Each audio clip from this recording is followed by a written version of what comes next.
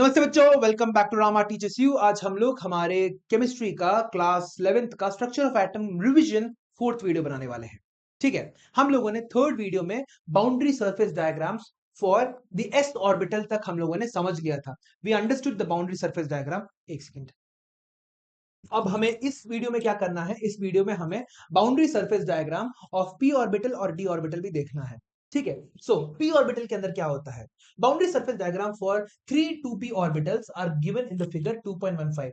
In these diagrams the nucleus is at the origin. Each p orbital has two sections जिनको हम लोग क्या बोलते हैं? लोब्स। और ईयर लोब्स की तरह ही उनके पास भी दो अलग अलग लोब्स होते हैं। Each p orbital has two sections which are called its lobes. These lobes lie on either side of the plane. दो अलग अलग प्लेन के साइड में रहते हैं, जस्ट लाइक डम्बल्स। डम्बल्स की तरह, डम्बल का वेट तुम्हारा दो अलग अलग साइड में तुम्हारा डिस्ट्रीब्यूटेड होता है, उसी तरह से तुम्हारा यहां पे भी डिस्ट्रीब्यूट हो रहा है। The probability density function is zero at the place where these two lobes touch each other. क्यों? Why is it zero at the centre? Centre में एस का डोमिनेंस होता है, because S is having more dominance at the centre. हमारा जो centre में तुम्हारा P orbital के कोई भी इलेक्ट्रॉन्स हमें देखने को नहीं मिलते। This is how the lobes look like, इस तरह से दिखते हैं। ठीक है, this is how the lobe looks like. बीच में बिल्कुल the probability density of finding an electron is absolutely zero, zero हो जाता है तुम्हारे पास। ठीक है, नाउ हमारा जो पी ऑर्बिटल है वो एक डायरेक्शनल ऑर्बिट होता है। डायरेक्शनल ऑर्बिट होने का मतलब क्या होता है?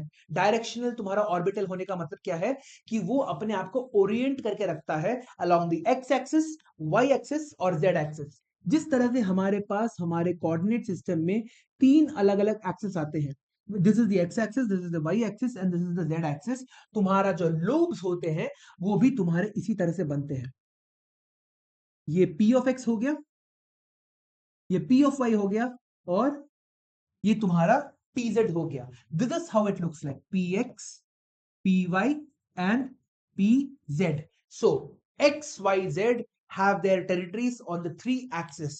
ठीक है, अगला 10, the size and energy of a p orbital increases as the value of the principal quantum number increases. ये कोई नई बात नहीं है। प्रिंसिपल क्वांटम नंबर का वैल्यू तुम्हारा जितना ज्यादा लंबा होगा, जितना ज्यादा बड़ा होगा, उतना ज्यादा तुम्हारा जो एनर्जी लेवल है वो भी बढ़ता रहेगा। प्रिंसिपल क्वांटम नंबर हमें क्या क्या दिखाता है? दो चीजें दिखाता है। एक क्या है हमारा? रेडियस, दूसरा है एनर्जी ऑफ द ऑर्बिटल और एनर्जी ऑफ द इलेक्ट्रॉन। इनको दिखाता है। तो जितना जितना हमारा रेडियस बढ़ता जाएगा उतना ही ज्यादा हमारा पी ऑर्बिटल का साइज भी जो है वो बढ़ता जाएगा। 10, तुम्हारा जो पी ऑर्बिटल है उसके अंदर जो एनर्जी है और जो साइज है वो कैसे इंक्रीज होती है? सबसे बड़ा 4, फिर 3, फिर 2, फिर 1, ऐसे तुम्हारा जाता है। ठीक है, 1p ऑर्बिटल सॉरी होता नहीं है, 2 तक जाता है, माय बैड। ठीक है, 1p नहीं होता है क्योंकि तुम्हारा फर्स्ट लेवल जो है, फर्स्ट शेल के अंदर सिर्फ और सिर्फ एस ऑर्बिटल होता है। सेकेंड शेल में एस और पी ऑर्बिटल होते हैं। थर्ड शेल में एस पी डी ऑर्बिटल होता है तुम्हारे पास। Further, like the s orbital, the probability density function for the p orbital also passes through the value 0. Besides, at 0 and infinite distance as from the nucleus increases. Now, तुम्हारा जो probability density है वो centre में भी 0 है, that is the place where these two lobes meet, वहां पे भी 0 है, और तुम्हारा infinite distance में भी तुम्हारा 0 है। ठीक है, तुम्हारा graph literally goes like this, ऐसे करके नीचे आता है। दैट इज ओरिजिन में 0, फिर तुम्हारा धीरे धीरे धीरे प्रोबेबिलिटी डेंसिटी बढ़ी, it peaked at this point, फिर तुम जितना ज्यादा दूर जाते जाओगे उतना ज्यादा तुम्हारा प्रोबेबिलिटी डेंसिटी फिर से तुम्हारी गिरने लग रही है। इसी को हम लोग क्या बोलते हैं? The probability density graph.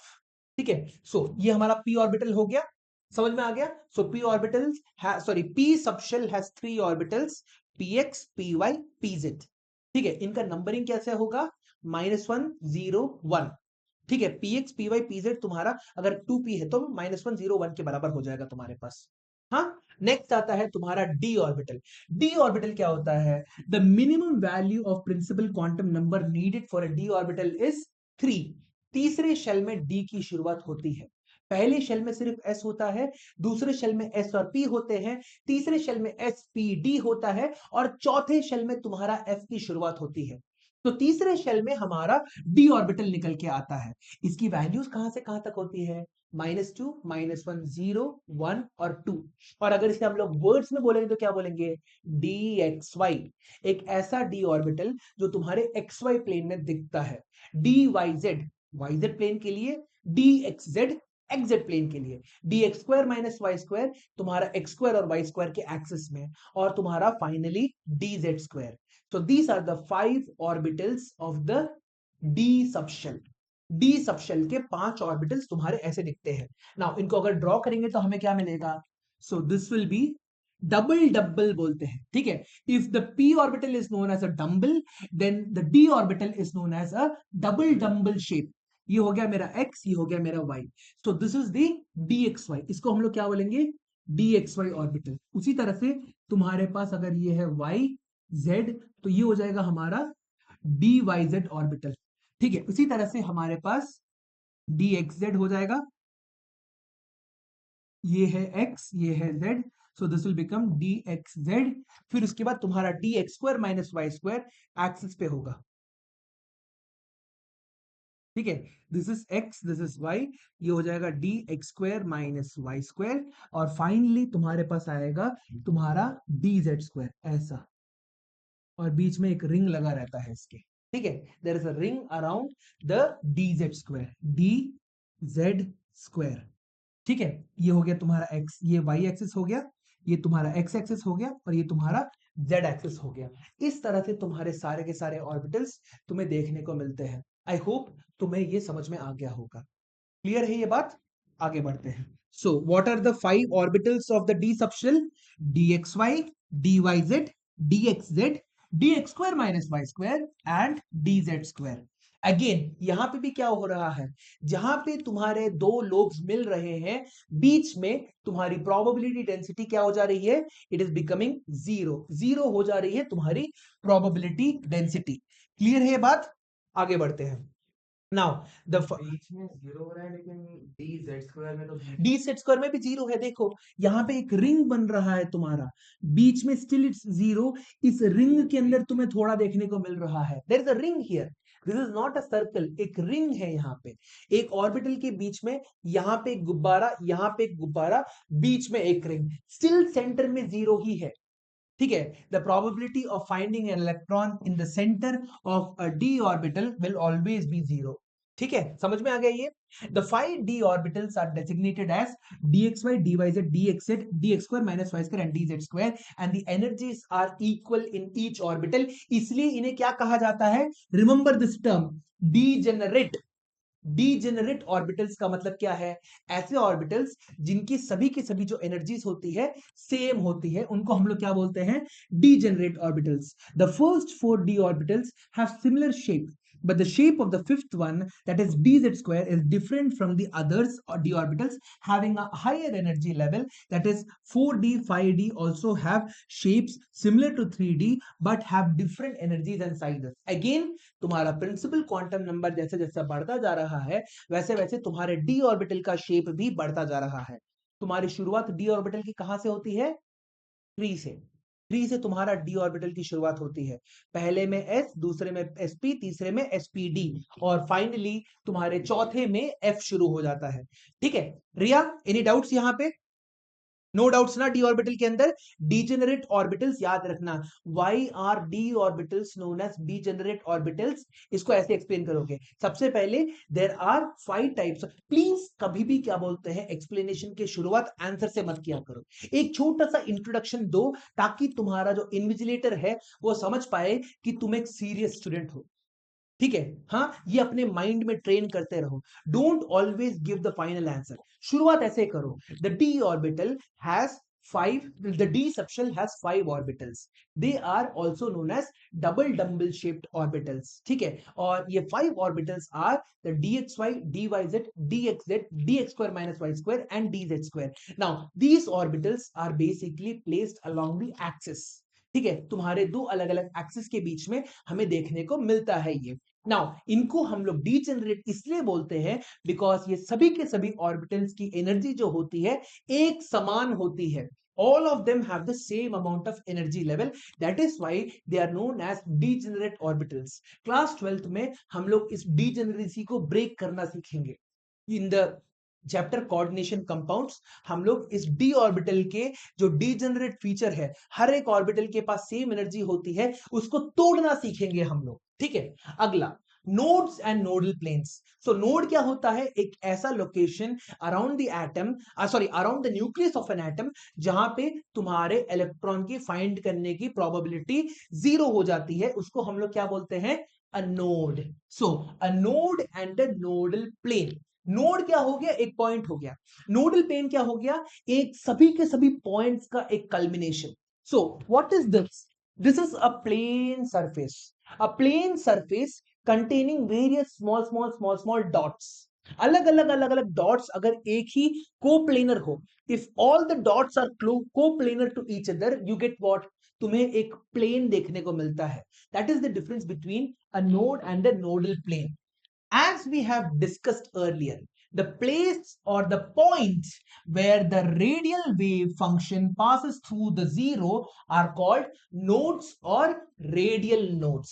Radial किस लिए कहा जाता है? क्योंकि उनका शेप एक स्फीयर के समान होता है. It's in the shape of a sphere. ठीक है. So it's value is obtained by the expression n minus l minus 1. n क्या है? Principal quantum number. l क्या है? Azimuthal quantum number. और n minus l minus 1. For example 2s. 2s की n की value क्या हो जाएगी? 2. l की वैल्यू क्या हो जाएगी? 0. सो 2 माइनस 0 माइनस 1, एक रेडियल नोड है उसके पास. It has one radial node. 3s के पास दो रेडियल नोड हो गए. In case of np and nd orbitals, the probability density function are zero at the planes passing through the nucleus. ठीक है. यहां पे प्लेन्स की बात करते हैं. फॉर एग्जाम्पल तुम्हारे पास क्या है? Now if you have a 2px, 2px के बीच में लाइक यहां पे एक गुब्बारा है, यहां पे एक गुब्बारा है, दोनों के गुब्बारों के बीच में तुम क्या कर रहे हो? एक प्लेन को रख दे रहे हो. ठीक है. These are the two basically nodes. इन दोनों नोड्स के बीच में क्या हो रहा है? इन दोनों नोड्स के बीच में मैंने एक ऐसा प्लेन घुसा के रखा हुआ है, जो क्या कर रहा है? बेसिकली इस एक ऐसी जगह दिखा रहा है जहां पे तुम्हारा पूरा का पूरा इलेक्ट्रॉन डेंसिटी जीरो हो जा रहा है. Both my fist are representing a node. Sorry, both my fist are representing the lobes of the p orbital. ठीक है. नाउ बीच में एक जो ये मैंने अपना आईपैड रखा हुआ है, ये क्या कर रहा है? Basically acting as a nodal plane. एक नोडल प्लेन की तरह एक्ट कर रहा है. ठीक है. And you can have this nodal plane in both your p orbitals as well as your d orbitals. ठीक है. और p ऑर्बिटल्स में तुम्हारे पास अगर ऐसा है, तो d ऑर्बिटल के अंदर क्या हो जाएगा? dxy के अंदर तुम्हारा जो z एक्सिस है, ठीक है, dxy, जैसे फॉर एग्जांपल ये हो गया तुम्हारा x, ये हो गया तुम्हारा y, ये हो गया तुम्हारा z. ठीक है. जो z एक्सिस होगा, z एक्सिस के थ्रू जाने वाला जो प्लेन होगा, that will be the nodal plane for the x and the y. ठीक है. एक ऐसा गुब्बारा देखो, ऐसे जा रहा है, एक ऐसे जा रहा है. You have a nodal plane like this, a nodal plane like this. ठीक है. सो आगे बढ़ते हैं तुम्हारे पास. ओके. Now the nodes. ठीक है. In case of np and nd orbitals, the probability density function are zero at the plane passing through the nucleus. कोई भी प्लेन अगर तुम्हारे न्यूक्लियस के थ्रू पास कर रहा है, वहां पे तुम्हारा जो प्रोबेबिलिटी डेंसिटी है, वो तुम्हारा जीरो हो जाता है. These nodes are called angular nodes. ठीक है. इनको हम लोग क्या बोलते हैं?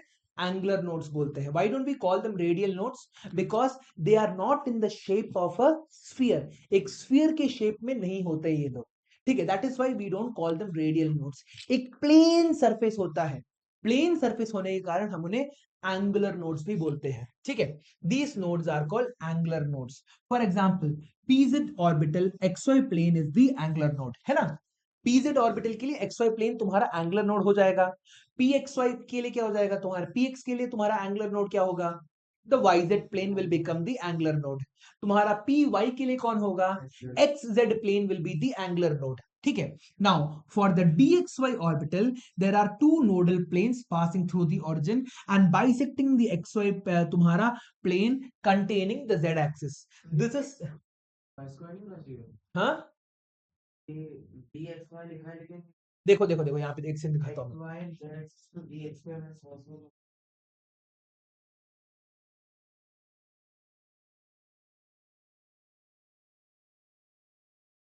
एक सेकंड को फॉर द पीजेड ठीक है। For the dxy orbital, there are two nodal planes passing through the origin and bisecting the xy plane.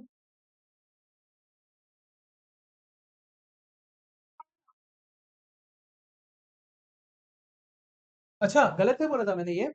हाँ तुम्हारा नोडल, हाँ एग्जैक्टली exactly, यहाँ पे ठीक है, thank you for telling me that. D x square minus Y square के लिए होता है तुम्हारा, ठीक है। ये तुम्हारा लिटरली 90 डिग्रीज, जैसे यहाँ पे देखो ये हो गया तुम्हारा d x square minus Y square 45 degrees तुम्हारा, ऐसा दो प्लेन तुम्हारा निकल के आ रहा है, जहां पे क्या हो रहा है तुम्हारा, ये क्या बोलते हैं 45 डिग्रीज बना रहा है, एट द सेम टाइम तुम्हारा ये नोडल प्लेन बन जा रहा है, this is becoming a nodal plane, ठीक है।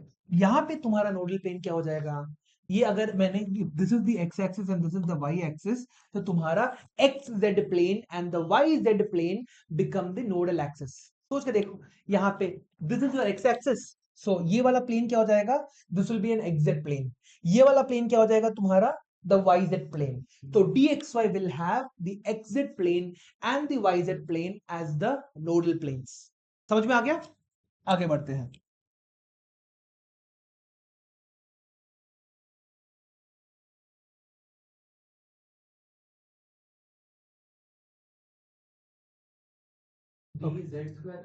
हाँ dz स्क्वायर का प्लेन तुम्हारा आई गेस एक्स वाई होगा। I really don't know DZ square का, डीजेड स्क्वायर एक कंट्रोवर्शियल ये है, ठीक है, मेरे को पता नहीं, ठीक है मैं पर, हाँ डी वाई जेड का तो सब सिंपल है ना, एक्स डी वाई जेड का तुम्हारा कौन सा प्लेन होगा, यहाँ पे बना लो, यहाँ पे देखो सी, ये डी वाई हो गया, ये जेड हो गया, बीच में तुम्हारा तो गुब्बारा, तो एक्स जेड प्लेन तुम्हारा और वाई एक्स वाई प्लेन और एक्स जेड प्लेन तुम्हारा क्या हो गया, they become the nodal planes, ठीक है। So the number of angular nodes are equal to L.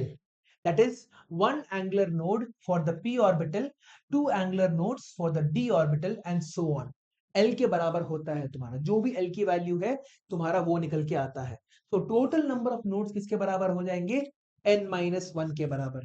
Total number of तुम्हारा एंगुलर नोड्स किसके बराबर होगा तुम्हारा, L के बराबर। सो यहाँ पे तुम्हारा total number of radial nodes किसके बराबर हो जाएगा, n minus L minus one.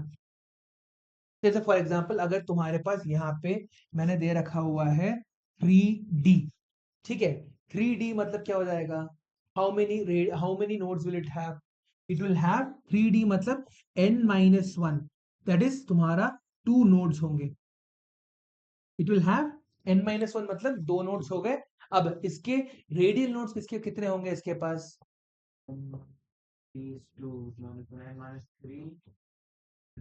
हाँ रेडियल नोड जीरो हो गए, एंगुलर नोड्स कितने होंगे इसके पास, खत्म, सेम आ रहा है, ठीक है, क्लियर हो गया ये बात कैसे निकालते हैं हम लोग। सो ओके, सो ये याद रखे ना, ये एमसीक्यू बेस्ड क्वेश्चन आने वाला है तुम्हारा। Total number of nodes n minus one, total number of angular nodes l, total number of radial nodes n minus l minus one, ठीक है, खत्म, आगे बढ़ते हैं। Energies of orbitals. Energies of different orbitals of hydrogen and hydrogen-like particles depend only upon the value of the principal quantum number. But in the case of multi-electron species, it depends on the principal quantum number as well as the azimuthal quantum number. क्यों? क्योंकि तुम्हारा azimuthal quantum number तुम्हारा orientation बोल रहा हूं, तुम्हारा shape of the orbital दिखाता है, किस तरह से तुम्हारा जो ऑर्बिटल है वो शेप्ड है, वो तुम्हारा अज़ीमुथल क्वांटम नंबर का होता है। जैसे फॉर एग्जांपल एस के लिए तुम्हारा स्फीयर, पी के लिए तुम्हारा डंबल, डी के लिए डबल डंबल और एफ के लिए और ज्यादा कॉम्प्लिकेटेड शेप्स, ठीक है। So for a hydrogen like atom, The energy of an electron in a hydrogen atom is determined by the principal quantum number alone. अगर तुम्हारे पास सिर्फ और सिर्फ एक इलेक्ट्रॉन है, हर एक तुम्हारा जो शेल है उसके अंदर जो भी तुम्हारे सबशेल्स होंगे, जो भी तुम्हारे ऑर्बिटल्स होंगे, all of them will have the same energies. For example, पहले शेल के अंदर तुम्हारे पास क्या होगा? You will have 1s. दूसरे शेल में 2s और 2p होगा, तीसरे शेल में 3s 3p 3d होगा। तो पहले शेल में 1s तो छोटा है ही, 2s और 2p सेम हो जाएंगे, 3s 3p 3d तीनों के तीनों सेम हो जाएंगे, 4s 4d 4p 4f सभी के सभी तुम्हारे सेम हो जाएंगे। This is only for the case of hydrogen like atoms, जिनके पास सिर्फ और सिर्फ एक इलेक्ट्रॉन होता है, ठीक है। Although 2s and 2p differ in shape, yet an electron present in these orbitals must possess the same energy. The orbitals of the same subshell having the same energy are called degenerate orbitals. जो orbitals के पास same energy होता है, same subshell के अंदर होते हैं, उनको हम लोग degenerate orbitals कहते हैं, ठीक है। एक ही subshell के अंदर एक ही energy वाले orbitals. Next, in the case of hydrogen atom, there is only one electron and therefore no shielding effect. The only electrical interaction between the hydrogen atom is the attraction between the negatively charged electron and the positively charged nucleus. कोई repulsion होता ही नहीं है, क्योंकि कोई repulsion होता नहीं है, तुम्हारे कोई क्या बोलते हैं, एक शेल के अंदर सभी के सभी जितने भी तुम्हारे सबशेल्स और ऑर्बिटल्स है, सबकी एनर्जी एक के बराबर हो जाती है, सबकी जो एनर्जी है एक के बराबर हो जाती है। But this is not the case for तुम्हारे मल्टी इलेक्ट्रॉन स्पीशीज। तो अगर तुम लोग यहां पे देखो, you will be able to see that for a hydrogen and a hydrogen like atom, तुम्हारा हर ये एक एक एनर्जी लेवल दिखा रहा है, देखो, ठीक है। तो बेसिकली 1s 2s और 2p एक ही एनर्जी के, 3s और 3p और 3d तुम्हारे एक ही एनर्जी के। Now in the 1s in a hydrogen atom corresponds to the ground and the most stable condition and is known as the ground state. The electrons residing in this orbital experiences the lowest energy and is most strongly held by the nucleus. If the electron is present in the 2s or the 2p or any other higher orbital, 1s को छोड़ के अगर तुम्हारे कोई और orbital में या फिर कोई और सबशेल के अंदर तुम्हारा इलेक्ट्रॉन घुस जाता है, तो हम क्या बोलते हैं, that electron is excited, energised, ठीक है। वो तुम्हारा जो इलेक्ट्रॉन है वो अभी उसके एक्साइटेड कंडीशन में है, ये हमारा क्या बोलते हैं, कंक्लूजन होता है। ये क्लियर हो गया ये बात, आगे बढ़ते हैं। Now it is unstable which is not possible under ordinary conditions, ठीक है। तो वो वहां पे हमेशा रह सकता है क्या, जब तक उसकी एनर्जी है उसके पास, तब तक वो अपने एक्साइटेड स्टेट पे रह सकता है। जैसे ही उसकी एनर्जी खत्म हो जाती है, फुर्र करके वो वापस अपने ग्राउंड स्टेट में आ जाता है। ग्राउंड स्टेट में ही वापस क्यों आता है, again a why based question. वो वापस ग्राउंड स्टेट में इसलिए आता है क्योंकि that is where the lowest possible potential energy exists. तुम्हारी सबसे कम पोटेंशियल एनर्जी ग्राउंड स्टेट में होती है। हमेशा जब भी हम लोग कोई भी चीज को फेंकते हैं, वो जमीन की तरफ क्यों जाती है, जमीन में तुम्हारा सबसे कम पोटेंशियल एनर्जी रहता है। इसके कारण हर एक चीज जिसको हम लोग गिराते हैं वो नीचे की तरफ, जमीन की तरफ, धरती की तरफ तुम्हारी निकलते जाती है। समझ में आ गया, इस तरह से तुम्हारा ग्राउंड स्टेट के अंदर वापस चले जाता है। But in the case of multi electron atoms के अंदर तुम्हारा, because there is more than one electron, there is something that is more present. Hydrogen atom के अंदर सिर्फ और सिर्फ अट्रैक्शन था, मगर हाइड्रोजन के अलावा जितने भी एटम्स होते हैं उनके पास एक्स्ट्रा इलेक्ट्रॉन होने के कारण रिपल्शन होने लगता है, जिसके कारण एक ही शेल के अंदर अलग अलग तुम्हारे जो सबशेल्स होते हैं वो अलग अलग एनर्जी लेवल्स पे होते हैं। मगर अभी भी तुम्हारा वो जो पहले सीखा था वो चेंज नहीं हुआ है। एस सबसे कम एनर्जी में होगा, फिर तुम्हारा पी होगा, फिर तुम्हारा डी होगा, फिर तुम्हारा एफ होगा। ये किसके कारण होता है, you have learn this in chemical compound, sorry periodic classification में सीखे हो तुम। This is due to the penetrating effect. क्यों, पेनिट्रेटिंग इफेक्ट क्या होता है, what is penetrating effect, what is the penetrating effect बताओ।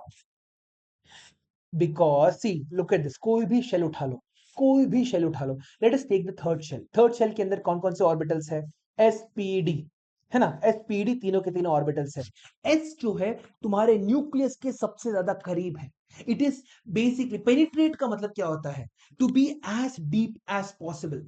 ठीक है, तो s because it is so close to the nucleus, वो तुम्हारा सबसे ज्यादा पेनिट्रेटिंग पावर रखता है। उसके जो इलेक्ट्रॉन्स होते हैं they are always going to be closest to the nucleus. कोई भी तुम ऑर्बिट उठा लो, s जो होगा सबसे तुम्हारा लोवेस्ट एनर्जी में रहेगा, फिर तुम्हारा p आएगा, फिर तुम्हारा d आएगा, फिर तुम्हारा f आएगा, if f does exist in that shell. ठीक है, तो इस तरह से पेनिट्रेटिंग पावर के कारण, पेनिट्रेटिंग एबिलिटी के कारण ही तुम्हारा क्या हो रहा है, तुम्हारा वो अलग अलग तरह के शेल्स के अंदर अलग अलग तरह के सबशेल्स और ऑर्बिटल्स अलग अलग एनर्जी लेवल्स पे होते हैं। ठीक है, और यहां पे हमारे पास एक रिदम निकल के आता है, 1s 2s 2p 3s 3p 4s 3d, ऐसे करके अलग अलग एक ही शेल के अंदर अलग अलग ऑर्बिटल्स अलग अलग एनर्जी लेवल्स पे हो जाते हैं। ठीक है, सो अगला मल्टी इलेक्ट्रॉन स्पीशीज। ठीक है, नाउ यहां पे क्या था हमारे पास, in general the energy of an electron in an orbital is affected by the nuclear charge, principal energy level, and the presence of electrons in the lower energy. Thus the shielding of the outer shell electrons from the nucleus by the inner shell electrons is called the shielding effect. shielding effect हम लोग सबसे ज्यादा कहां पे use करते हैं, periodic table के अंदर, जहां पे हमें पता चलता है कि शील्डिंग इफेक्ट ना होने के कारण लेफ्ट से राइट की तरफ जाते वक्त क्या होता है, तुम्हारा न्यूक्लियस जो है, तुम्हारा सॉरी एटम का साइज कम होते जाता है। ऊपर से नीचे जाते वक्त शील्डिंग इफेक्ट बढ़ने के कारण तुम्हारा एटम का साइज जो है धीरे धीरे धीरे बढ़ने लग जाता है। ठीक है, इस तरह से हम लोगों ने हमारे शील्डिंग इफेक्ट का इस्तेमाल कर रखा है। We have already studied this in periodic classification. ठीक है, इन दिस इफेक्ट, नाउ अगला क्या है, this effect is different in different types of orbitals. The net positive charge, so दो अलग अलग इंपॉर्टेंट चीजें हैं, एक हो गई शील्डिंग इफेक्ट या फिर screening effect. Again I am telling you, shielding effect और screening effect mean the same thing. ठीक है, किसी को स्क्रीन करना या फिर किसी को शील्ड करना सेम चीज होता है। ठीक है, नाउ फिर उसके बाद आता है तुम्हारा effective nuclear charge. That is effective nuclear charge क्या होता है, what is the force experienced by the electrons that are present in the around the nucleus of an atom is given by its effective nuclear charge. Effective nuclear charge हमें बताता है। ठीक है, this effect is different in different types of orbitals. The net positive charge experienced by the electrons from the nucleus is called the effective nuclear charge, and this decreases as the shielding effect increases. इसका मतलब क्या है, effective nuclear charge तुम्हारा जैसे जैसे atom बड़ा होते जाता है वैसे वैसे तुम्हारा कम होने लगता है। इसलिए क्या होता है, हम लोगों ने ये भी सीखा है, आयनाइजेशन एंथैल्पी कम होने लग जाती है जब हमारा नीचे की तरफ जाते हैं, है ना, नीचे की तरफ जाते वक्त हमारी आयनाइजेशन एंथैल्पी, इलेक्ट्रॉन को छीन के बाहर निकालने की जो एनर्जी चाहिए होती है वो हमारी कम हो जाती है। So understood what effective nuclear charge is now. 10, तो हमारा again the order of shielding is done by S, सबसे बेस्ट शील्डर होता है क्योंकि वो न्यूक्लियस के सबसे ज्यादा करीब होता है। न्यूक्लियस की जितनी भी हरकतें होती है वो सबसे ज्यादा कंट्रोल करने वाला जो ऑर्बिटल होता है वो है एस। एस की शील्डिंग पावर सबसे ज्यादा होती है क्योंकि वो न्यूक्लियस के करीब है। पी की कम हो जाती है क्योंकि वो न्यूक्लियस के करीब जरूर है मगर एक्सिस एक्सिस में है। डी की और ज्यादा कम हो जाती है और एफ की ऑलमोस्ट, डी और एफ मान लो दे आर द वर्स्ट शील्डर्स। ठीक है, डी और एफ जो होते हैं वो तुम्हारे सबसे गंदे शील्डर्स होते हैं। That is the reason why जब हम लोग ट्रांजिशन मेटल्स में देखते हैं, ट्रांजिशन मेटल्स में जब हम लोग लेफ्ट से राइट की तरफ जाते हैं, शेप उतना ज्यादा, तो उनका जो साइज जो होता है उतना ज्यादा डिफर नहीं करता है। It does not differ that much, क्यों, क्योंकि शील्डिंग इफेक्ट उनकी बहुत गंदी घटिया शील्डिंग इफेक्ट होती है उनकी। ठीक है, now hence thus the electrons present in the s orbital will be more tightly bound to the nucleus as compared to that which is present in the p orbital. A p orbital electron will be more tightly bound than the d orbital electron. ठीक है, सबसे ज्यादा tightly bound कौन, S orbital, क्योंकि वह nucleus के सबसे ज्यादा करीब है। सबसे लूजली बाउंड इलेक्ट्रॉन कौन होगा, एफ वाला, जो तुम्हारे अगर उस ऑर्बिटल के अंदर एफ है तो F orbital will be the most loosely bound क्योंकि वो न्यूक्लियस के सबसे ज्यादा दूर होता है। ये वाला लॉजिक तुम्हें समझ में आ गया। किस तरह से शेप्स को इमेजिन करो बस। जैसे ही मैं SPDF बोलूं, अपने आंखों के सामने उन सभी के सभी ऑर्बिटल्स के शेप को इमेजिन करते रहो। डी का तुम्हारा डबल डम्बल शेप ऐसे करके, एफ का हमें पता नहीं, एफ तुम्हारे सिलेबस में है नहीं, ठीक है, F is too complicated.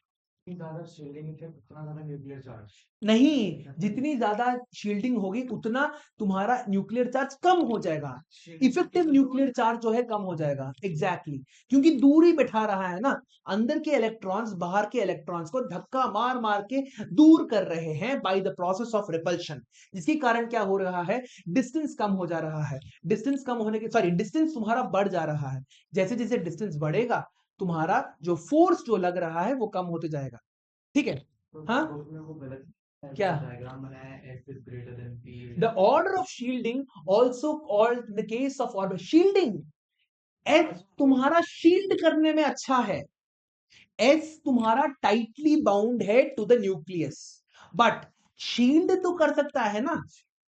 For example एक सिंपल सा एग्जाम्पल देखो, ठीक है। हाँ, जो तुम्हारा जो बच्चा पेरेंट के बहुत करीब होता है, यूजुअली बड़े बच्चे जो होते हैं पेरेंट के थोड़े करीब रहते हैं, क्योंकि वो लोग बेसिकली फैमिली प्रॉब्लम्स और इन सब चीजों को क्या बोलते हैं समझ समझ पाते हैं। तो छोटे छोटे बच्चे होते हैं घर में, उन लोगों को क्या किया जाता है, बड़े बच्चे लोग शील्ड करके रखते हैं।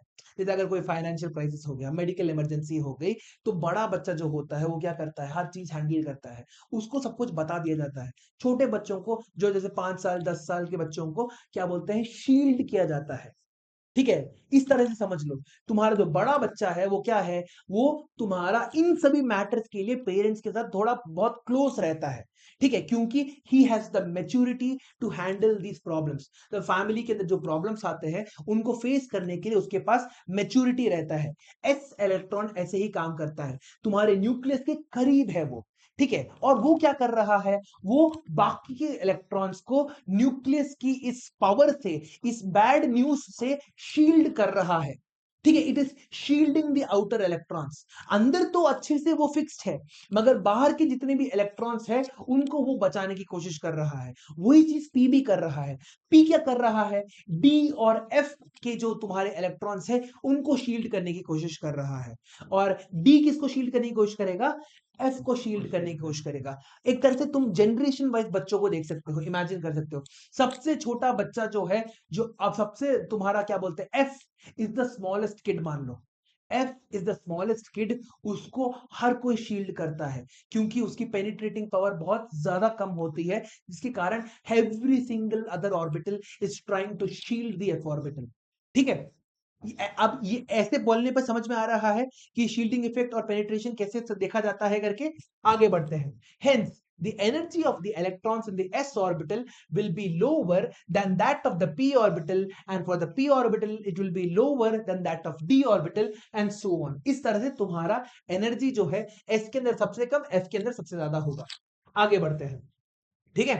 Now n plus l rule, according to this rule, the lower the value of n plus l for an orbital, the lower is its energy।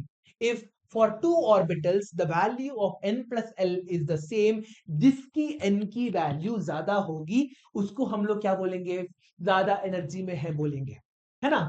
हाँ, if for two orbitals the value of n plus l is the same, the one with the lower value of n will have lower energy, the one with the higher value of n will have the higher energy। जैसे for example तुम्हारे पास 3D और 4s हो गया, 3D में n plus l की value क्या हो जाएगी, सॉरी 3D बोल रहा हूँ, 3D नहीं, तुम्हारे पास फॉर एग्जांपल अभी अभी आ जाएगा, मेरे को भी याद नहीं आ रहा। Let us apply for the 3D और 4s की मैं देखते हैं, ठीक है। नाउ 3D का मतलब क्या है, n प्लस एल की वैल्यू क्या मिल जाएगी, 3 प्लस 2 5 हो जाएगा।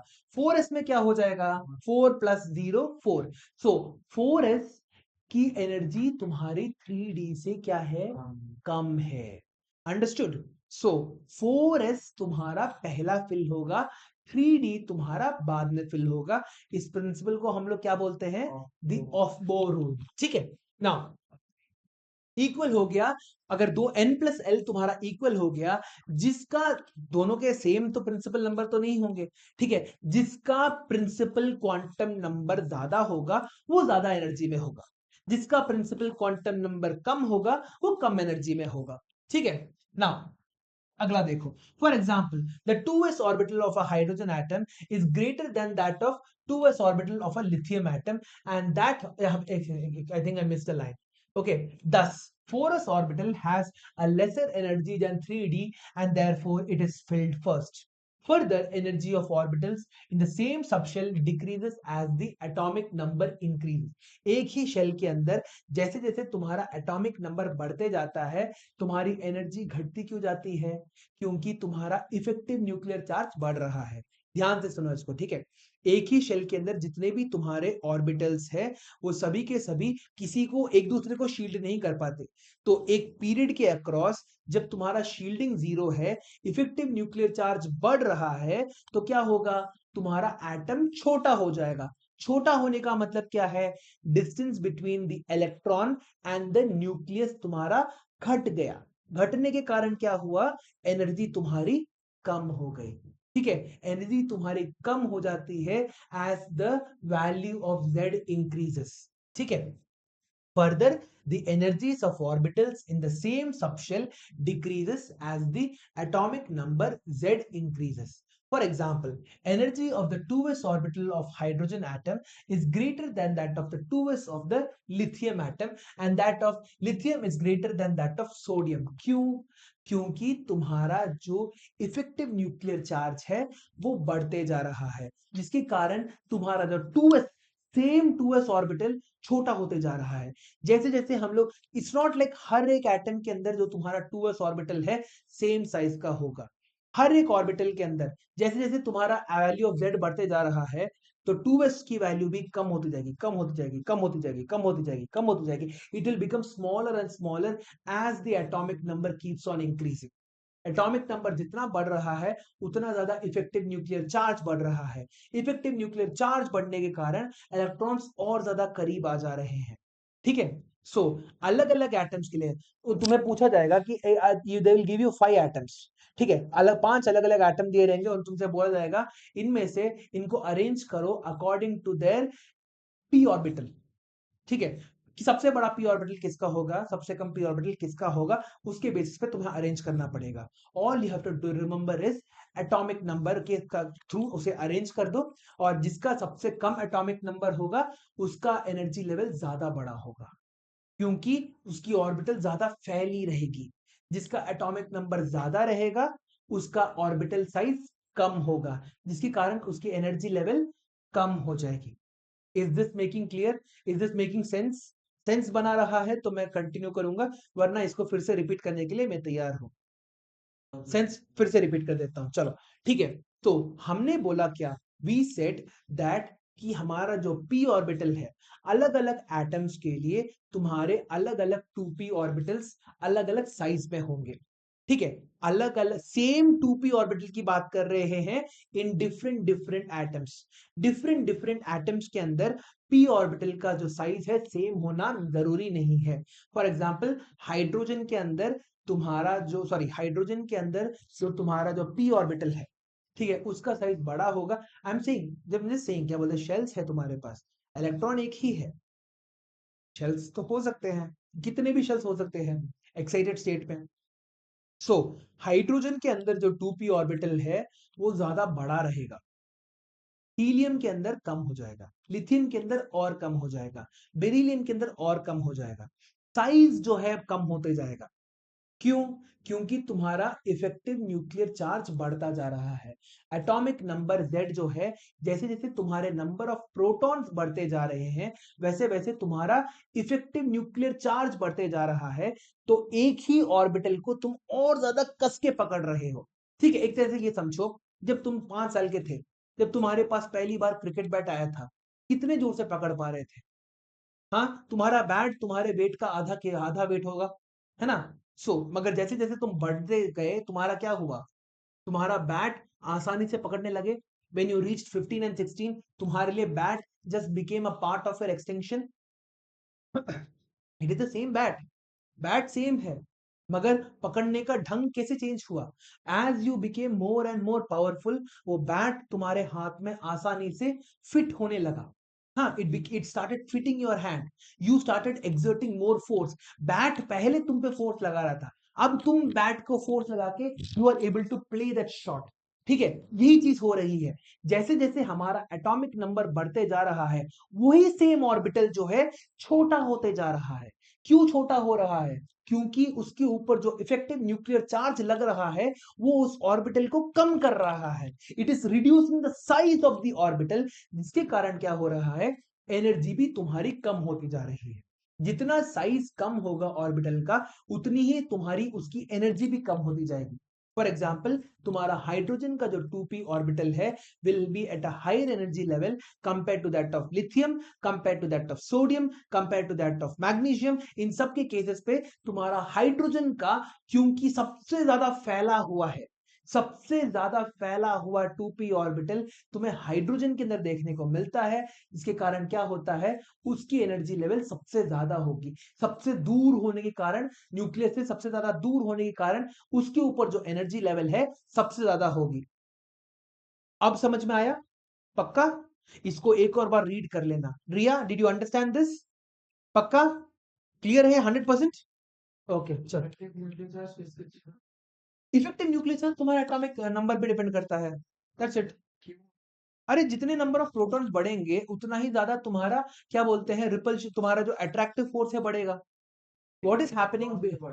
इलेक्ट्रॉन्स बढ़ रहे हैं मगर तुम्हारा इफेक्टिव देखो, see basically effective nuclear charge का काम क्या होता है? इफेक्टिव न्यूक्लियर चार्ज का सिंपल सा सिंपल काम है सभी के सभी इलेक्ट्रॉन्स को एक जगह रखना। ठीक है, दैट्स इट। अपने एटम के अंदर बना के रखना। जितने इलेक्ट्रॉन्स बढ़ रहे हैं उतने तुम्हारे नंबर ऑफ प्रोटॉन्स भी बढ़ रहे हैं। इफेक्टिव न्यूक्लियर चार्ज तुम्हारा बेसिकली सिर्फ और सिर्फ प्रोटॉन्स पे डिपेंड करता है। ठीक है, और तो और एक और चीज का इस्तेमाल हम लोग कैसे करते हैं? by going down the group and across the period। ठीक है, एक पीरियड के अंदर तुम्हारे सभी के सभी जितने भी नए इलेक्ट्रॉन्स हैं एक ही शेल के अंदर घुसते हैं। एक ही शेल के अंदर घुसने के कारण कोई शील्डिंग नहीं होती। जैसे जैसे तुम लेफ्ट से राइट की तरफ जा रहे हो, क्या हो रहा है, तुम्हारा साइज छोटा क्यों हो रहा है? अरे तुमने अभी भी बोला साइज छोटा हो रहा है ना, तुम्हारा साइज छोटा हो रहा है बोला तुमने। तो तुम्हारा अगर पूरा का, जैसे फॉर एग्जांपल ऐसे समझने की कोशिश करो, तुम एंटमैन हो, ठीक है, तुमने अपने आप को श्रिंक कर दिया to the size of an ant, तो तुम्हारे इंटरनल ऑर्गन श्रिंक नहीं होंगे? होंगे। वही तो, अगर तुम्हारा एटम का साइज ही छोटा हो रहा है, हर एक ऑर्बिटल भी तो छोटा होता जाएगा।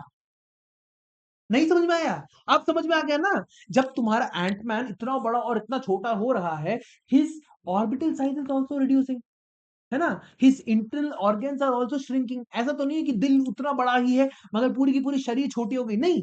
जैसे जैसे तुम्हारा एटम छोटा होते जा रहा है, वैसे वैसे सभी के सभी ऑर्बिटल्स भी छोटे होते जा रहे हैं। और ऑर्बिटल्स छोटे होते जाते हो क्या होता है, क्योंकि when the orbitals become smaller they become closer to the nucleus. जितना ज्यादा न्यूक्लियस के करीब रहेंगे उतना ज्यादा क्या होगा, चार्ज इफेक्टिव चार्ज बढ़ेगा, जिसके कारण तुम्हारी एनर्जी कम हो जाएगी। इलेक्ट्रॉन की एनर्जी ज्यादा नेगेटिव रहेगी when it is closer to the nucleus. ठीक है, पोटेंशियल एनर्जी का फॉर्मूला क्या होता है पता है? K Q1 Q2 upon R. K is a constant, जैसे G m1 m2 upon R square होता है, उसी तरह से पोटेंशियल एनर्जी का के Q1 Q2 अपॉन आर होता है। जितना ज्यादा तुम्हारा चार्ज बढ़ेगा, Q1 की वैल्यू बढ़ी, Q मतलब न्यूक्लियस, दूसरा Q मतलब इलेक्ट्रॉन, ठीक है, R क्या है, the distance between the nucleus and the electron. ठीक है, तो जितना ज्यादा तुम्हारा डिस्टेंस बढ़ते जाएगा उतना उतना तुम्हारा क्या होगा, डिस्टेंस कैसे बढ़ता है, जब तुम्हारा एक नया शेल इंट्रोड्यूस होता है। जब भी तुम्हारा एक नया शेल इंट्रोड्यूस होता है क्या होता है, you are further away from the nucleus, जिसके कारण as we go down the group, हर एक इलेक्ट्रॉन एक नए शेल के अंदर होने के कारण it is further away from the nucleus. उसकी overall energy less negative less negative less negative होती जा रही है। It is becoming more and more positive. ठीक है, इस ऐसे सोच के देख लो, जैसे जैसे तुम्हारा एंटमैन, सेम चीज, व्हेन ही बिकम्स बिगर, उसके सारे के सारे बॉडी पार्ट भी क्या हो जा रहे हैं, बड़े हो जा रहे हैं। तो जैसे जैसे तुम्हारा एटम बड़ा होते जा रहा है, उसके ऑर्बिटल्स भी बड़े होते जा रहे हैं। जितना ज्यादा ऑर्बिटल्स बढ़ रहा है उतना ज्यादा तुम्हारा न्यूक्लियस से डिस्टेंस बढ़ते जा रहा है। Therefore as we go down the group, तुम्हारा जो इलेक्ट्रॉन के जो एनर्जी है वो तुम्हारी बढ़ती चली जाती है। अब समझ में आ गया? आगे बढ़ते हैं, चलो। Okay. So energy of two orbitals of hydrogen atom is greater than that of two orbitals of lithium, and that of lithium is greater than that of sodium, and so on. ठीक है, इस तरह से तुम्हारा निकल के आता है. अब और एक्सप्लेनेशन की जरूरत नहीं है ना यहाँ पे. आगे बढ़ते हैं. Among the following pairs of orbitals, which orbital will experience the larger effective nuclear charge? 2s की 3s. Obviously 2s, क्योंकि वो न्यूक्लियस के ज्यादा करीब है. 4d या 4f? 4d, क्योंकि अगेन एसपीडीएफ एक ही शेल है, तो एसपीडीएफ देखा जाए तो डी की जो पेनिट्रेटिंग एबिलिटी है वो एफ से ज्यादा है, जिसके कारण तुम्हारी डी की एनर्जी लेवल ज्यादा कम होगी, एफ की ज्यादा होगी. 3d और 3p में क्या होगा? 3p, क्योंकि again p is has more penetrating power compared to that of d, जिसके कारण तुम्हारा जो 3d है will have a higher energy level compared to that of 3p. Riya, understood? ठीक है, आगे बढ़ते हैं. Now how many electrons in an atom may have the following quantum numbers? ठीक है, कितने इलेक्ट्रॉन्स होंगे जिनके पास द सेम क्वांटम नंबर होगा? n is equal to 4, s is equal to -1/2. हर एक शेल के अंदर same number of same spin और ऑपोजिट स्पिन वाले इलेक्ट्रॉन्स रहेंगे हमेशा. ठीक है, so n is equal to 4 मतलब क्या है? Fourth shell. फोर्थ शेल के अंदर कितने इलेक्ट्रॉन्स होते हैं? 32 इलेक्ट्रॉन्स हो गए. तो उसमें 16 इलेक्ट्रॉन के पास +1/2 स्पिन होगा, 16 इलेक्ट्रॉन्स के पास -1/2 स्पिन होगा. सो कितने इलेक्ट्रॉन्स हुए जिनके पास +1/2 स्पिन है, सॉरी -1/2 स्पिन है? 16 इलेक्ट्रॉन के पास. ठीक है, 16 इलेक्ट्रॉन्स विल हैव -1/2 स्पिन. ये क्लियर हो गया है ना? Basically in every single shell you will have, in every single orbital you will have 2 electrons. एक इलेक्ट्रॉन का +1/2 स्पिन होगा, दूसरे इलेक्ट्रॉन का -1/2 स्पिन होगा. सो एग्जैक्टली हाफ हो जाएगा. जैसे फॉर एग्जांपल पहले शेल में सिर्फ एक इलेक्ट्रॉन मिलेगा ऐसा -1/2 वाला. दूसरे शेल में कितने मिलेंगे? 8 इलेक्ट्रॉन्स है, तो तुम्हारे पास 4 हो जाएंगे. तीसरे शेल में 9 हो जाएंगे ना, 9 होगा तुम्हारे पास. और तुम्हारा 32 में 18 हो जाएगा. 8 32 में 16, सॉरी 32 का आधा 16 होता है. ठीक है, समझ में आ गया रिया? हाँ, 64 भी होगा. अरे शेल्स तुम्हारा बढ़ते जा रहा है ना. राइट नाउ वी नो 7 होता है, ये हमें पता है ना? Periodic table, modern periodic table में हाँ 2n². 5 का हो गया क्या 50, 6 का हो गया 72. 2n², ये फॉर्मूला है तुम्हारे पास. 2n² से हाँ, जैसे फॉर एग्जांपल तुम्हारा 32. नहीं, तो जो 2n² को ही फॉलो करेगा तुम्हारा. ठीक है, टोटल नंबर ऑफ इलेक्ट्रॉन. देखो हमें पता है कि 7 अलग अलग प्रिंसिपल क्वांटम नंबर तक जा रहा है, बिकॉज हमारे सातों के सातों रोज जो है वो डिस्कवर हो चुके हैं इन द पीरियोडिक टेबल, है ना? 7 रोज होते हैं हमारे पास, है ना? तो 7 रोज है, तो हमें इतना मालूम है कि 7 प्रिंसिपल क्वांटम नंबर्स हैं हमारे पास, 7 अलग अलग शेल्स हैं हमारे पास. तो वहां तक तुम जा सकते हो. आगे बढ़ते हैं. Filling of orbitals in an atom. 256 तक जा सकता है तुम्हारे पास. ठीक है, 118 तक ही तो जाएगा तुम्हारा, क्योंकि 118 इज द लास्ट इलेक्ट्रॉन.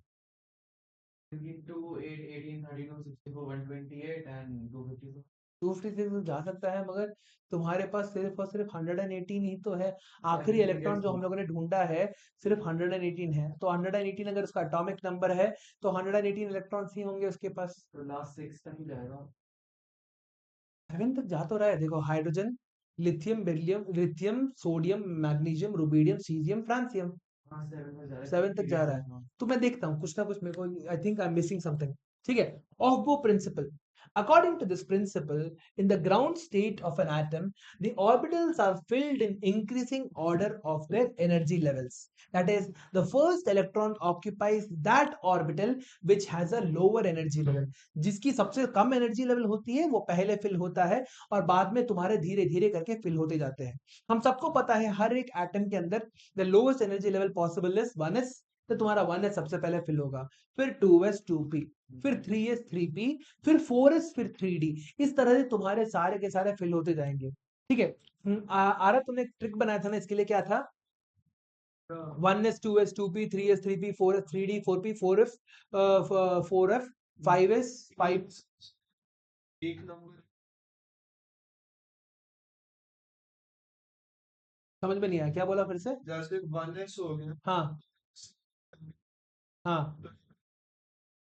ठीक है TP हाँ 2 नंबर हो गए, हाँ उसके बाद उसमें 3D भी आ जाएगा। 3d 4s 3d 1s 2s 2p 3s 3 या फिर ये बना लो आई वुड सजेस्ट हाँ अगर तुम्हें कंफ्यूजन हो रहा है इसको बना लो वरना जितना हो सके उतना याद कर लो 1s 2s 2p 3s 3p 4s 3d 4p 4p 5s 4d 1s 2s 2p 3s 3p 4s 3d 4p 5s 4d 5p 6s 4f 5d 6p 7s ऐसे करके तुम आगे बढ़ते जा सकते हो जितना याद कर सकते हो उतना याद कर लो for faster calculation electronic configuration हाँ 5s तक याद है उससे धीरे धीरे आगे बढ़ो हर दिन बोलते जाओ हर दिन तुम देख देख के बोलो रिदम बना लो अपने सर के अंदर और यहां तक लेके चले जाओ 7p तक लेके चले जाओ अपने पास ठीक है आगे बढ़ते हैं shall we move on so ये था हमारा ऑफबो प्रिंसिपल ठीक है you can also remember the above order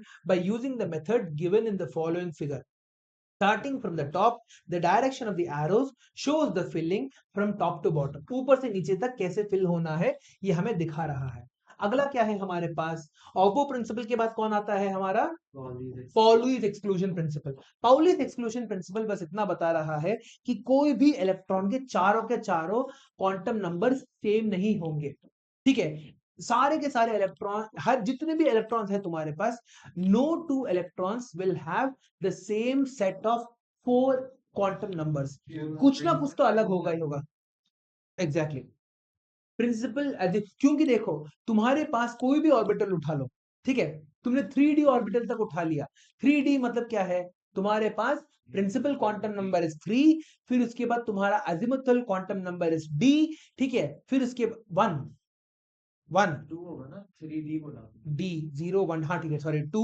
फिर उसके बाद तुम्हारा उसके अंदर भी 2 इलेक्ट्रॉन तुम्हारा कौन से ऑर्बिटल के अंदर है एक्स वाई के अंदर है वाई जेड के अंदर है एक्स जेड के अंदर है X square minus Y square के अंदर है या फिर जेड स्क्वायर के अंदर है तो वो नंबर भी चल चेंज हो गया अब तुम्हारा एक सेम ऑर्बिटल भी आ गया तो उसके अंदर भी 2 इलेक्ट्रॉन्स है उन 2 इलेक्ट्रॉन्स को हम लोगों ने कैसे सेपरेट किया है +1/2 और -1/2 सो कोई भी 2 electrons will not share all the same 4 quantum numbers that was Pauli's exclusion principle it resists the number of electron to be filled in various orbitals this principle states that no two electrons in an atom can have the same set of 4 quantum numbers this principle can also be stated as only two electrons may exist in the same orbital and these electrons must have opposite spin or an orbital can accommodate a maximum of 2 electrons with opposite spin 2 electrons in an orbital can be indicated either by using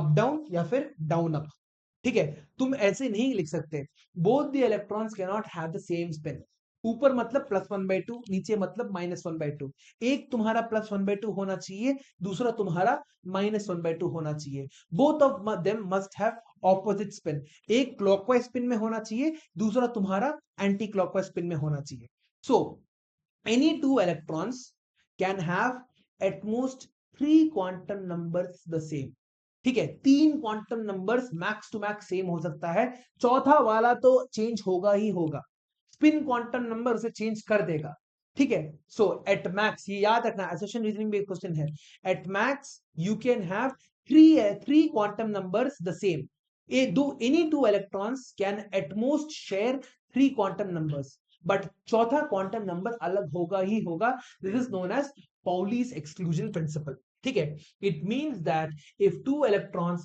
the three quantum numbers n l and m have the same value then the value of the fourth quantum number that is the spin quantum number is different that is +1/2 या फिर -1/2 this restriction in the filling of electrons in an orbital helps in calculating the capacity of electrons to be present in any subshell example in 1s subshell there is only one orbital and hence the maximum number of electrons present in a 1s subshell are 2 होते हैं ठीक है 1s that is तुम्हारा 1 is the principal quantum number, 0 is the azimuthal quantum number, और तुम्हारा कोई क्या बोलते हैं मैग्नेटिक क्वांटम नंबर तो होता नहीं है इसका, क्योंकि उसका भी 1 ही तुम्हारा क्या बोलते हैं 0 ही रहेगा। 1 0 0 प्लस 1/2, 1 0 0 माइनस 1/2। 1s के चारों नंबर देखिए तुमने। For example let us take the example of helium. Helium के पास 2 इलेक्ट्रॉन है, ये दोनों के दोनों इलेक्ट्रॉन किस में मौजूद है, 1s ऑर्बिटल के अंदर मौजूद है। इन सभी दोनों के दोनों इलेक्ट्रॉन्स के चारों क्वांटम नंबर क्या हो जाएंगे, तो पहला मैं प्रिंसिपल, दूसरा अजीमुथल, तीसरा मैग्नेटिक और चौथा स्पिन बोलने वाला हूं, ठीक है। 1 0 0 प्लस 1/2, 1 0 0 माइनस 1/2। समझ में आ गया, ठीक है। हाँ, -1/2 हो जाएगा। Finally Hund's rule. According to this rule, pairing of electrons in an orbital can only take place जब तक सभी के सभी ऑर्बिटल्स में तुमने एक एक इलेक्ट्रॉन तुमने दान नहीं दिया हो, ठीक है। For example if you want to put 5 electrons, 4 electron तुम्हारे p ऑर्बिटल के अंदर डालना चाहते हो, ये हो गया px, ये हो गया py, और ये हो जाएगा तुम्हारा pz। So, if you want to place 5 electrons in the p subshell, sorry p orbital, तुम्हें क्या करना पड़ेगा, सबसे पहले एक इसको देना पड़ेगा, फिर एक इसको देना पड़ेगा, फिर एक इसको देना पड़ेगा। जब तक तुम्हारे हर एक ऑर्बिटल के अंदर एक एक इलेक्ट्रॉन नहीं घुस जाता, तब तक तुम पेयरिंग नहीं कर सकते। इसके बाद चौथा इलेक्ट्रॉन कहां पे घुसेगा, यहां पे घुसेगा, ठीक है। सो px के पास एक इलेक्ट्रॉन गया, py के पास एक इलेक्ट्रॉन गया, pz के पास एक इलेक्ट्रॉन गया, तीनों के तीनों ऑर्बिटल्स के पास एक एक इलेक्ट्रॉन मिल गया। नाउ तीनों के तीनों के पास जब एक एक इलेक्ट्रॉन मिल जाता है तो क्या हो जाएगा, finally you will achieve stability. Sorry मैं क्या बोल रहा हूं, फाइनली तुम्हारा हुंड्स रूल जो है वो एक्टिवेट हो जाएगा। समझ में आ गया, ऐसा इसलिए होता है सो दैट रिपल्शन तुम्हारा कम हो।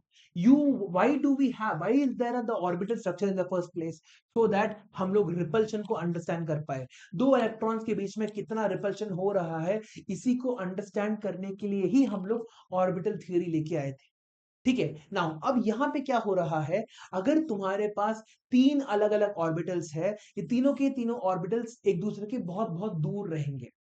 तो अगर तुम सबसे कम रिपल्शन चाहते हो तो क्या करोगे, you will try to place 1 electron in each of this orbitals, दूर दूर रहेंगे, रिपल्शन कम रहेगा, फिर उसके बाद तुम पेयरिंग करने की कोशिश करोगे। समझ में आ गया, this is the most efficient way of placing electrons around the atom, ठीक है, ऑर्बिटल मेथड। समझ में आ गया, हुंड्स रूल क्या है, समझ में आ गया। जब तक तुम्हारे हर एक सबशेल के ऑर्बिटल में एक एक इलेक्ट्रॉन घुस नहीं जाता, तब तक तुम पेयरिंग नहीं कर सकते। You can not do this, ऐसे नहीं कर सकते। 1 2 3 4 ऐसा करना मुश्किल है। यहां पे भी मैंने 4 इलेक्ट्रॉन्स को डिस्ट्रीब्यूट किया है, यहां पे भी मैंने 4 इलेक्ट्रॉन्स को डिस्ट्रीब्यूट किया है, मगर यहां पे मैंने सही तरीके से किया है बाय यूजिंग हुंड्स रूल। यहां पे मैंने हुंड्स रूल का उल्लंघन कर दिया, that is I have violated the Hund's rule, therefore this is wrong. समझ में आ गया, इस तरह से हमारे दोनों के दोनों p ऑर्बिटल्स और हुंड्स रूल हमारा खत्म हो जाता है। Clear, the repulsion can be minimised, यहां पे इन्होंने रीजन भी लिखा है देखो, ठीक है, ये क्यों होता है वो भी लिखा है देखो। This is because electrons being identical in charge repel each other if present in the same orbital. This repulsion can be minimised if the two electrons move as far apart as possible by occupying different degenerate orbitals। दूर दूर, एक को x axis में रख दिया, दूसरे को y axis में रख दिया, तीसरे को z एक्सिस में रख दिया, फिर उसके बाद हम लोग x एक्सिस में जाके एक और पेयरिंग करेंगे, ठीक है। दैट्स हाउ इट वर्क्स, ठीक है। Now if they so basically different degenerate orbitals, or if they have parallel spin, of course different orbitals। For example, the electronic configuration of nitrogen having an atomic number 7 is given as what, nitrogen के पास कितने electrons है, तुम्हारे 7 electrons है, 1s2 2s2 2p6, 7 कैसे हो जाएंगे फिर, 1s2 2s2 में ही 4 चले गए, 2p3 नहीं होना चाहिए। हाँ अच्छा ठीक है, 1s2 2s2 2p3 हो जाएगा तुम्हारा electronic configuration. The total spin off unpaired electrons is how much, 1/2 plus 1/2 plus 1/2, तो तुम्हारा 1.5 हो गया। ये जो है इन्होंने अप डाउन अप जो किया है ये गलत है, ठीक है, दिस इज रॉन्ग। ठीक है, आगे। हाँ, the total, yeah, exactly. The total pair is 1/2. Now, the term maximum multiplicity means that the total spin of unpaired electrons is maximum. The total spin of unpaired electrons is in the configuration 1, 2, 3 are respectively 1, 1/2, 3/2 या फिर तुम्हारा 1/2 and 1/2. Thus, the configuration with the maximum spin multiplicity will be the most stable, जिसमें तुम्हें सबसे ज्यादा spin multiplicity देखने को मिल रहा है। जैसे फॉर एग्जांपल यहाँ पे देखो, तीनों को एक ही पेज में बना रहा हूं, ठीक है। यहाँ पे +1/2, +1/2, +1/2 इज हाउ मच, 3/2। यहाँ पे क्या हो रहा है, +1/2, -1/2, +1/2, ये एक दूसरे को कैंसिल कर दिए, तो क्या हो गया, 1/2 मिला। यहाँ पे तुमने क्या किया, यहाँ पे +1/2, -1/2, ये 0 हो गया। यहाँ पे तुम्हारे पास क्या हो गया, +1/2। सो कौन से कॉन्फ़िगरेशन में सबसे ज्यादा नंबर मिल रहा है हमें, सबसे पहले वाले कॉन्फ़िगरेशन में हमें सबसे ज्यादा नंबर मिल रहा है। दैट मींस हमारा जो spin multiplicity, this is what is known as spin multiplicity. Spin multiplicity तुम्हारा सबसे ज्यादा कौन से कॉन्फ़िगरेशन के अंदर होगा, उसी के बेसिस पे तुम्हारे इलेक्ट्रॉन्स फिलअप होते रहेंगे। अंडरस्टूड ये बात। जिसके पास जिस कॉन्फ़िगरेशन में तुम्हें सबसे ज्यादा स्पिन मल्टीप्लिसिटी देखने को मिलेगा, उस कॉन्फ़िगरेशन का स्टेबिलिटी ज्यादा अच्छा होगा। This is the whole basis for Hund's rule. Hund's rule works on spin multiplicity principles. समझ में आ गया, आगे बढ़ सकते हैं। रिया, अंडरस्टूड, ठीक है, आगे बढ़ते हैं। ओके, पक्का समझ में आ रहा है ना, सिर्फ यस सर मत बोलो, समझ में आ रहा है ना अच्छे से। ठीक है, fine. Which of the following representation of electronic configuration is excluded by the Aufbau principle, which by the Pauli's exclusion principle, which by Hund's rule, which is correct? Explain how a principle or a rule is violated in each case. तो पहले वाले case में तुम्हारा कौन सा violation देखने को मिल रहा है, 1s2, 2s2, 2p3 है। यहाँ पे तुम्हारा कौन सा है, हुंड्स रूल। हुंड्स रूल तुम्हारा वायलेट हो रहा है। Why is it getting violated? Because जब बिना तुम्हारे 2pz ऑर्बिटल को, बिना, ये पहला 2px है, दूसरा 2py है, तीसरा 2pz है, ठीक है, बिना 2pz ऑर्बिटल को फिल किए तुमने क्या कर दिया, 2px में पेयरिंग कर दिया। ठीक है, पहला ऑर्बिटल है 2px, दूसरा है py, तीसरा है pz। d में भी क्या होगा, dxy, dyz, dxz, dx square minus Y square और dz स्क्वायर, इसी तरह से तुम्हारे अरेंज्ड होंगे। ठीक है, लेफ्ट से लेके राइट तक तुम्हारे ऐसे तुम्हारे ऑर्बिटल्स अरेंज्ड रहते हैं। समझ में आ गया आरव, रिया, स्पर्श, क्लियर। सो आगे, तो हुंड्स रूल वायलेट हो रहा है। यहाँ पे तुम्हारा क्या सही है, इज दिस करेक्ट, ये बिल्कुल सही है तुम्हारे पास, ठीक है, दिस इज एब्सोल्युटली करेक्ट। यहाँ पे क्या हो रहा है, यहाँ पे तुम्हारा ऑफबो प्रिंसिपल वायलेट हो रहा है। जब तक तुम्हारा 2s ऑर्बिटल फिल नहीं हो जाता, तुम 2p पे गए कैसे। हाँ, हमेशा पहले लोअर एनर्जी लेवल को फिल किया जाता है, फिर ही तुम्हारा हायर लेवल पे जाया जाता है। तो तुम गए कैसे बिना अंदर फिल किए, दैट इज रॉन्ग। अगला क्या है, फोर्थ वाला, तुम्हारे पास यहाँ पे पाउलीज एक्सक्लूजन प्रिंसिपल जो है वायलेट हो रहा है, क्योंकि इस 2p और 2s ऑर्बिटल के अंदर ये दोनों के दोनों इलेक्ट्रॉन्स के पास क्या सेम हो रहा है, what is being the same spin देखने को मिल रहा है। अंडरस्टूड, इस तरह से हमारा लॉजिक वर्क करता है। I hope you all understood this section, अच्छे से समझ में आ गया। Pauli's exclusion principle, Hund's rule and aufbau principle, any doubts in any of this, किसी एक में भी डाउट है, चलो आगे बढ़ते हैं। तो डाउट है, ओके। अब आता है हमारा इलेक्ट्रॉनिक कॉन्फ़िगरेशन। ठीक है, now the distribution of electrons in orbitals of an atom is called the electronic configuration. There are following two ways to assign the electronic configuration of different atoms. These ways are as SA, PD, PB and D notation. It is the letter symbol shows subshells and the superscript shows A, B, C, D. ये तुम्हारा electrons को दिखा रहा है। ठीक है, shows the number of electrons present in the subshell. The similar subshell represented for different shells is different by writing the principal quantum number before the respective shells. For example, 1s2, 2s2, 2p3 क्या है? Nitrogen का electronic configuration है। 1s2, 2s2, 2p6 ये है तुम्हारा neon का electronic configuration. तो हम लोग क्या करते हैं, प्रिंसिपल क्वांटम नंबर को पहले लिखते हैं, फिर उसके बाद अजीमुथल क्वांटम नंबर को लिखते हैं 1s, फिर उस 1s के अंदर कितने इलेक्ट्रॉन्स है वो हमारे सुपरस्क्रिप्ट के जरिए हम लोग मेंशन करते हैं। सो 1s2, this is the principal quantum number, this is the azimuthal symbol, and this is the number of electrons that are present in the subshell. ठीक है, ये हो गया हमारा पहला डायग्राम। दूसरा क्या होता है? दूसरा होता है हमारा ऑर्बिटल डायग्राम, जहां पे हम लोग लिटरली बक्से बनाते हैं। इन बक्सों में हम लोग फिल करना शुरू करते हैं। In this notation, boxes is used to represent each orbital of the subshell, and arrows pointing upwards and downwards show the spin of the electron. किस तरह से तुम्हारा इलेक्ट्रॉन जो है स्पिन करता है वो हमारा क्या बोलते हैं, एरोस दिखाता है। ठीक है, यहाँ पे फॉर एग्जांपल हाइड्रोजन के अंदर क्या हो जाएगा, एक ही एरो होगा पॉइंटिंग अपवर्ड्स। हीलियम के अंदर क्या होगा, दो इलेक्ट्रॉन्स है, एक तुम्हारा अपवर्ड पॉइंट करेगा, दूसरा तुम्हारा डाउनवर्ड पॉइंट करेगा। नाइट्रोजन के अंदर क्या हो जाएगा, up down, up down, up up up. ठीक है, इस तरह से तुम्हारा इलेक्ट्रॉनिक कॉन्फ़िगरेशन तुम्हें देखने को मिलता है। ठीक है, क्वेश्चन में आया इलेक्ट्रॉनिक कॉन्फ़िगरेशन करो तो इन दोनों में से कोई भी एक कर सकते हो तुम। यहाँ पे आई वुड, हाँ बक्से वाले ज्यादा कितना करोगे तुम, अगर मैं तुम्हारा यूरेनियम बोल दिया या फिर कितने बक्से बनाओगे तुम, है ना, it will become hard.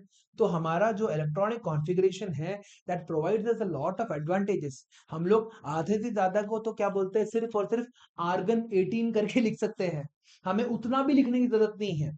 1s2, 2s2, 2p6, 3s2, 3p6, 4s2, 3d10 ये सब कुछ लिखने की जरूरत नहीं है। हम लोग सिर्फ और सिर्फ आर्गन 18, 4s2, 3d10 लिख सकते हैं, है ना। सो तुम्हारा नॉर्मल लेटर्स में लिखना ज्यादा आसान होता है। Now the electrons present in the completely filled shells are called core shells, core electrons, and the electrons that are added to the electronic shell with the highest principal quantum number are known as valence electrons. इसका मतलब क्या है, 1s और 2s तुम्हारे core electrons कहे जाते हैं, तो पेयर हुआ है। और 2p के अंदर जितने भी इलेक्ट्रॉन्स है वो तुम्हारे वैलेंस इलेक्ट्रॉन्स कहे जाते हैं। ठीक है, नाउ हाँ exactly, the electronic configuration present in neon is how much, 1s2, 2s2, 2p6। ये तेज तेजी से करना सीखो, ठीक है। 1s2, 2s2, 2p6, 3s2, 3p6, 4s2, that is तुम्हारा 4s2 तक पहुंचते पहुंचते तुम्हारा 20 चालू हो चुका है। 1s2, 2s2, 2p6 10 खत्म हो गए, 3s2, 3p6 18 तक पहुंच गए, 4s2 तुम्हारा 20 तक चले गए, 3d10 30 तक चले गए। ठीक है, 3d10 जैसे ही तुम बोलते हो you have reached atomic number 30। समझ में आ गया, जिंक तक तुम जा चुके हो। ठीक है, नीकूजिन। आगे बढ़ते हैं, नेक्स्ट ये है तुम्हारा हाइड्रोजन से लेके हमारा लेट्स डू टिल जिंक। ठीक है, हाइड्रोजन का क्या है, 1s2, हीलियम का 2s2, लिथियम का 1s2, 2p1, फिर बेरिलियम का 1s2, 2p2, फिर बोरॉन का 1s2, 2p3, फिर 1s2, 2p4, फिर 1s2, 2p5, फिर 1s2, 2s2, 2p6। 1s2, 2s2, 2p6 किसका हो गया, तुम्हारा नियॉन का हो गया। जैसे ही तुम्हारे पास नियॉन मिल गया तो हम लोगों ने हाँ बैलेंस में जीरो छह electrons are present in the valence shell. उसमें तो सारे पेयर होते हैं। वैलेंस शेल और वैलेंसी अलग अलग चीजें होती है। वैलेंस शेल इलेक्ट्रॉन्स और क्या होते हैं, जो आखिरी शेल में जितने इलेक्ट्रॉन्स मौजूद होते हैं उनको हम लोग वैलेंस इलेक्ट्रॉन्स बोलते हैं। वैलेंसी क्या होती है, और कितने इलेक्ट्रॉन्स की जरूरत है ताकि तुम क्या करो, अपने आप को स्टेबल बना दो, उसको हम लोग वैलेंसी बोलते हैं। ठीक है, वैलेंसी और वैलेंस इलेक्ट्रॉन्स में कंफ्यूज मत हो जाओ। ऑक्सीजन के वैलेंस इलेक्ट्रॉन्स कितने हैं, हाँ वैलेंस इलेक्ट्रॉन वैलेंस इलेक्ट्रॉन्स कितने हैं, ऑक्सीजन के वैलेंस इलेक्ट्रॉन्स कितने हो जाएंगे? बैलेंस इलेक्ट्रॉन्स तो 2 है, वैलेंसी नहीं, वैलेंस इलेक्ट्रॉन्स 2 नहीं है, वैलेंसी 2 है, वैलेंसी 2 है, वैलेंस इलेक्ट्रॉन 6 है। समझ में आ गया? हाँ। दोनों के बीच में डिफरेंस समझ में आ रहा है? हाँ रिया, नाइट्रोजन के वैलेंस इलेक्ट्रॉन्स और वैलेंसी कितने होंगे? नाइट्रोजन के वैलेंस इलेक्ट्रॉन्स और वैलेंसी किसके बराबर होंगे?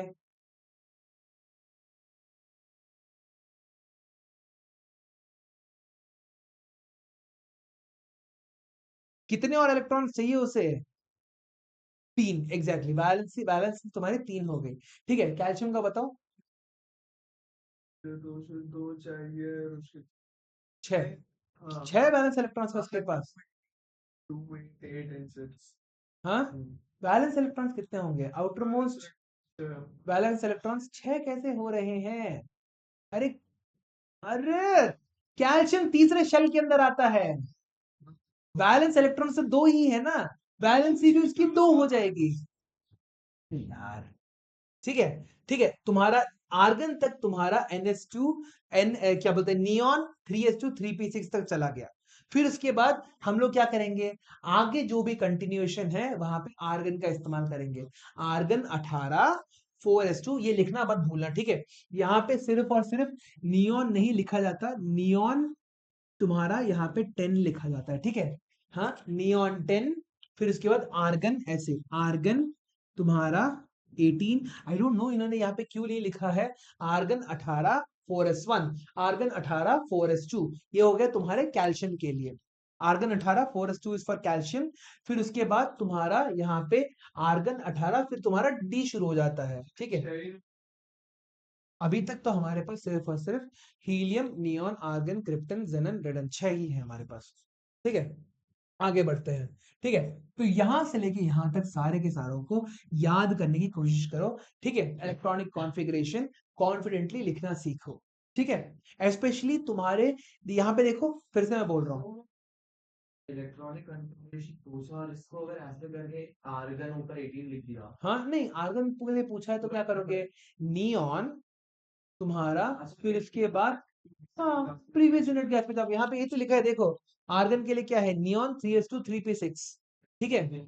एग्जैक्टली, सिंपल, समझ में आ गया? जो बहुत सिंपल था आर्गन लिख के अगला आई थिंक हमारा खत्म होने वाला है ये सेक्शन, ठीक है? This chapter is about to get over. Significance of electronic configuration. अब इलेक्ट्रॉन देखो, एक और चीज याद रख लेना, तुम्हारा helium, neon, argon, krypton, xenon, radon, इन सबके electronic configuration, sorry atomic number याद कर लेना, ठीक है? हाँ हाँ, इन सब का helium, neon, argon, krypton, xenon, radon, इन सभी का इलेक्ट्रॉनिक कॉन्फ़िगरेशन याद करके रखो। स्पर्श, तुम्हें एनसीईआरटी के टेक्स्ट बुक के सभी क्वेश्चंस करके जाने हैं, ठीक है? Don't forget to don't do that. Chemistry एक ऐसा सब्जेक्ट है जहां पे सिर्फ और सिर्फ टेक्स्ट बुक से तुम्हारे 85 टू 90% क्वेश्चंस आ जाएंगे। एनसीईआरटी के जो पीछे बैक एक्सरसाइज क्वेश्चंस होते हैं ना, उनको तुम्हें अटेम्प्ट करते रहना है। कोई भी डाउट हो कल की क्लास में पूछ सकते हो, कल नहीं, सॉरी मतलब सर। दो फोटो भेजा था आज के जिसका आपने रिप्लाई नहीं किया। अरे मैं अभी पढ़ा रहा था ना, आज भेजा होगा तो मेरे को देखने का टाइम ही नहीं मिला होगा। सिर्फ फाइनल में फिफ्थ सब्जेक्ट 70 मार्क्स का होता है। मेरे को पता नहीं यार। हाँ, फाइनल 70 के होता है। फाइनल 70 का होता है, वो 30 प्रैक्टिकल 30 प्रैक्टिकल होता है।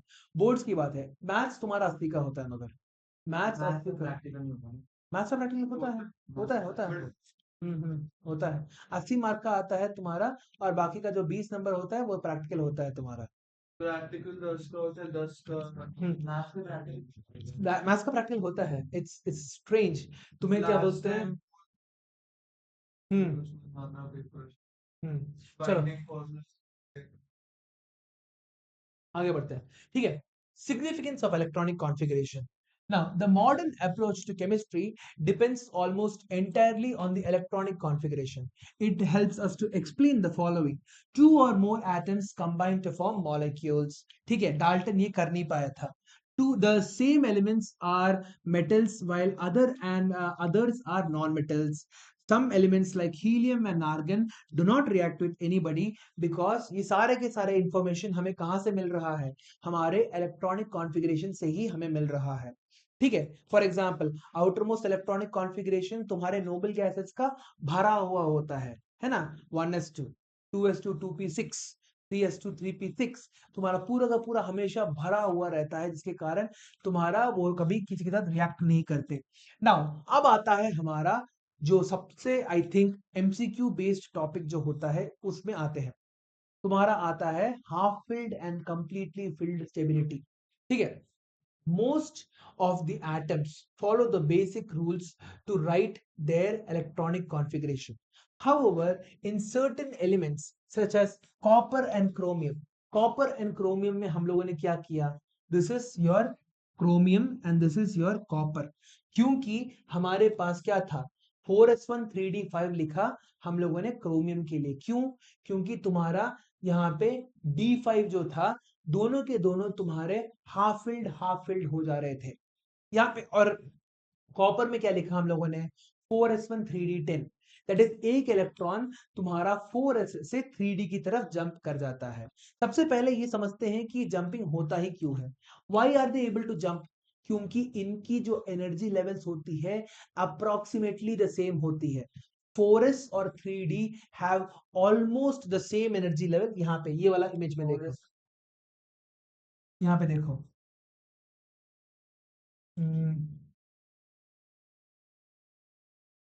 हाँ, ये देखो 4s और 3d they are at the almost the same energy level पे है ये लोग। यहाँ पे देखो 4s और 3d तुम्हारे almost same energy level experience करते हैं, जिसके कारण क्या होता है, तुम्हारा एक इलेक्ट्रॉन तुम्हारे 4s से 3d में भी जंप कर सकता है। ये जंप किस लिए कर रहा है? ताकि 3d तुम्हारा या तो हाफ फिल्ड हो जाए या तो कंप्लीटली फिल्ड हो जाए। Half filled in the case of chromium and completely filled in the case of copper. Copper के अंदर तुम्हारा जो एटम है ये कंप्लीटली फिल्ड हो जा रहा है। ठीक है, नाउ ये होता क्यों है? सबसे पहले कॉपर में तो 4s भी कंप्लीटली 4s1 3d10, हाँ, लेकिन कॉपर में तो 4s कंप्लीटली फिल हो रहा था। मगर तो इसने 3d9 है, कंप्लीट को क्यों प्रेफर किया? क्योंकि 4s1 3d9 और 4s2 3d9 और 4s1 3d10 में बहुत बड़ा अंतर है। 4s2 3d9 में एक तुम्हारा कंप्लीटली फिल्ड है, दूसरा तुम्हारा नॉर्मल है। मगर 4s1 3d10 के अंदर एक हाफ फिल्ड है, एक कंप्लीटली फिल्ड है। हाफ फिल्ड और कंप्लीटली फिल्ड तुम्हारा एक तरह say that type of configuration is more stable. ठीक है, वैसे तरह का जो कॉन्फ़िगरेशन होता है तुम्हारा और ज्यादा स्टेबल होता है। समझ में आ रहा है? That is the reason why हम लोगों ने ऐसा चूज किया। ठीक है, 4s1 is half filled, 3d10 is completely filled. So copper is getting both half filled stability as well as completely filled stability. ठीक है, समझ में आ गया किस लिए होता है? तो ये सब विंडो में रीजन होता है। बहुत सारे अभी तो ट्रांजिशन मेटल्स जब तुम देखोगे और ज्यादा बहुत सारे में तुम्हें देखने को मिलेगा। You will be able to see, क्योंकि तुम्हारा जो डी ऑर्बिटल होता है यूजुअली एस के बहुत ज्यादा करीब रहता है, तो तुम्हें यहीं पे नहीं बहुत सारे जगह में और ज्यादा अलग अलग एटम्स में देखने को मिलेगा। Right now for your syllabus purposes तुम्हारा 4s और 3d कॉपर और क्रोमियम ही है बस, और कुछ नहीं है। जब हम लोग हमारा जो डी ब्लॉक एलिमेंट्स में जाएंगे, D and F block elements class 12th में, वहां पे तुम्हारा और ज्यादा समझना पड़ेगा। Otherwise right now half filled और कंप्लीटली फिल्ड में सिर्फ दो अलग अलग एटम्स, क्रोमियम एंड कॉपर। इसके अलावा तुम्हें और कुछ तुम्हारा सर फोड़ने की जरूरत नहीं है। ये होता क्यों है देखो। ठीक है, now most of the atoms follow the basic rules to write the electronic configuration. However, in certain elements like copper and chromium, in which the energy of the two subshells 4s and 3d is only slightly different, an electron shifts from a subshell of lower energy 4s to a subshell of higher energy 3d. If such a shifting results in either completely filled or half-filled orbitals of the subshell of higher energy, the valence shell electronic configuration of chromium and copper therefore are 3d5 4s1 and 3d10 4s2 respectively, and not 3d4 4s2 and 3d9 4s1. ठीक है, क्यों? क्योंकि all atoms always prefer half filled over their normal one. हमेशा half filled या फिर completely filled electronic configuration is more preferential compared to the normal configuration. समझ में आ गया? Now it has been found that these configurations are more stable as compared to the former ones.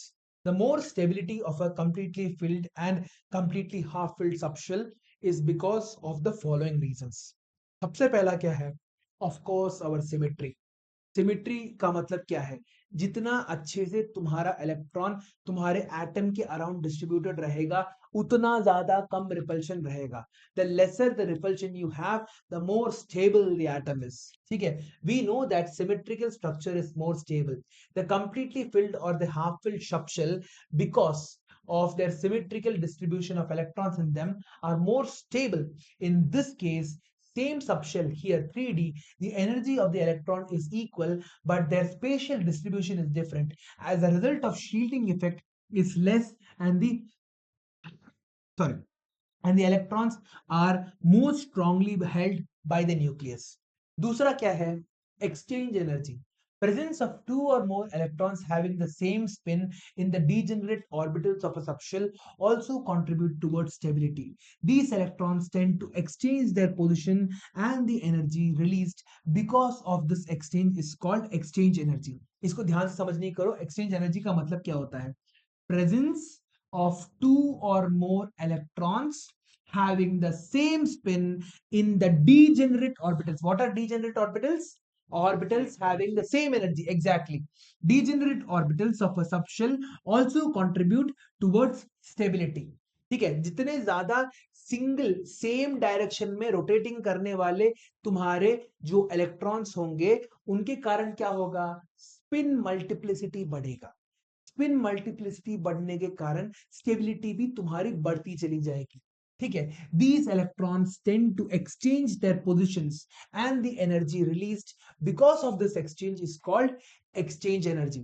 तो क्या हो रहा है? 4s1 से 4s2 से एक इलेक्ट्रॉन जब तुम्हारा 3D के पास जंप हो रहा है, तो वो क्या कर रहा है? एक स्टेबल एनर्जी, स्टेबल कॉन्फ़िगरेशन बना रहा है. स्टेबल कॉन्फ़िगरेशन बनते वक्त जब भी तुम्हारा एटम स्टेबल होता है, अनस्टेबल कब होता है? जब वो एक हाई एनर्जी लेवल पे होता है. स्टेबल कब होता है? जब वो एक लोअर एनर्जी लेवल पे आता है. तो अनस्टेबल से स्टेबल एनर्जी लेवल पे जब वो आ रहा है, तो वो क्या कर रहा है? बाहर थोड़ा बहुत एनर्जी को लिबरेट कर रहा है. जो एनर्जी ये लिबरेट कर रहा है, इसी को ही हम लोग क्या कहते हैं? The exchange energy. ठीक है, सो इनिशियली 4s2 3d4 था. 4s2 3d4 was the initial configuration. ये तुम्हारा 4s1 3d5 बन गया. 4s1 3d5 is more stable. Am I right? 4s1 3d5 is more stable. है ना रिया? 3d it is more stable. अब more stable होने के कारण क्या हो रहा है? एटम की ओवरऑल एनर्जी कम हो जा रही है ना? Nature always wants everything to be at a lower energy level. तो एटम की ओवरऑल एनर्जी लेवल तुम्हारी कम हो गई ना. ये जब ओवरऑल एनर्जी लेवल तुम्हारी कम हो रही है, तो तुम्हारा ये जो एनर्जी, एक्सेस एनर्जी है, उसको वो क्या करेगा? बाहर निकाल देगा, है ना? और इसी एनर्जी को हम लोग क्या बोलते हैं? Those electrons tend to exchange their position, and the energy released because of this exchange is known as exchange energy. समझ में आ गया? एक्सचेंज एनर्जी होता क्या है? तुम्हारा 4s2 3d4 का जो कॉन्फ़िगरेशन है, जब वो 4s1 3d5 बनता है, जब तुम्हारा एक इलेक्ट्रॉन 4s2 से तुम्हारा 3d में चले जाता है, तो तुम्हारा एटम स्टेबल हो जाता है. एटम स्टेबल होने के कारण तुम्हारी ओवरऑल एनर्जी लेवल कम हो जाती है. ओवरऑल एनर्जी लेवल कम होने के कारण तुम्हारा क्या होता है? Because of the overall decrease in the energy level, what happens? energy is released, and this energy released is called the exchange energy. ठीक है, इसी को ही हम लोग क्या कहेंगे? हमारा exchange energy कहेंगे. आगे बढ़ते हैं. नेक्स्ट, अगला, in case of half filled or completely filled orbitals, the number of exchanges that can take place is maximum. सबसे ज्यादा exchange हो देखने को मिलता है हमारा. ठीक है, that can take place is maximum. Consequently, the exchange energy is maximum, and so is the stability. Here it is also interesting to notify that exchange energy is based on Hund's rule, which states that Hund's rule क्या कहता है हमारा? Okay, so Bound's rule, which states that the electrons which enter the orbital of equal energy have parallel spin as far as possible. In other words, it can be said that the extra stability of half-filled and completely filled subshells is because of the relatively small shielding, the small coulombic repulsion, and the large exchange energy. ठीक है, ये तीन factors होते हैं तुम्हारे जो half filled और completely filled को और ज्यादा स्टेबल बनाते हैं compare to the other configuration. What are they? Small shielding effect, small coulombic forces and large exchange energy. ठीक है, नाउ आगे बढ़ते हैं. Finally in iron pieces are attracted towards a magnet but zinc pieces are not. क्यों? क्योंकि iron pieces जो होते हैं उनके पास अनपेयर्ड इलेक्ट्रॉन्स होते हैं, whereas जिंक के पास कंप्लीटली फिल्ड डी ऑर्बिटल होता है. ठीक है, हाँ, 4s2 3d10 होता है इलेक्ट्रॉनिक कॉन्फ़िगरेशन तुम्हारा जिंक का. आयरन का क्या होता है? Iron, cobalt, 4s2 3d6 4s2 3d6 चार अनपेड इलेक्ट्रॉन्स है उसके पास. आयरन के पास चार अनपेड इलेक्ट्रॉन्स है, बल्कि जिंक के पास बिल्कुल एक भी अनपेड इलेक्ट्रॉन नहीं है. जितने अनपेड इलेक्ट्रॉन्स होंगे उतना ज्यादा तुम्हारा क्या होगा? स्टेबिलिटी बढ़ता जाएगा. ठीक है, आगे बढ़ते हैं. Next, electronic configuration of ions. The electronic configuration of ions may also be written almost in the same manner as that of atoms. However, in the case of negatively charged ions, the extra electrons equal to the charge are added to the outermost orbital after writing the electronic configuration of the atom. सबसे पहले normal electronic configuration लिखो, फिर उसके बाद तुम्हारा जो भी electron तुम्हें हटाना है उसको हटा के तुम्हारा अगेन इलेक्ट्रॉनिक कॉन्फ़िगरेशन लिखो. That is my opinion the best method to do it.